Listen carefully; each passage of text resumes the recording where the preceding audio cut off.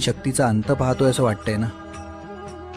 अरे दगडाला देवाचं रूप येण्यासाठी घाव तर सोसावेच लागतात. मी तुला त्रास देत नाहीये, मी तुला घडवतोय.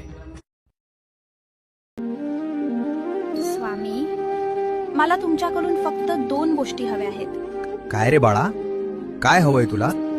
एक तुम्ही आणि दुसरी तुमची साथ. ने रडू, तसंही तुम्हाला सांगायची गरजच काय. अंतर्यामी आहात तुम्ही. ओठावर जे येत नाही ते मनातलं वादळ तुम्हाला बरोबर कळतं. आज काही मागायला नाही, फक्त मोकळं व्हायला आलोय. फक्त 2 मिनिटं माझ्याकडे बघा. जग तुला बोलणारच, जग तुझ्यावर हसणारच. जे लोक तुझ्यावर टीका करतात त्यांच्याकडे दुर्लक्ष कर.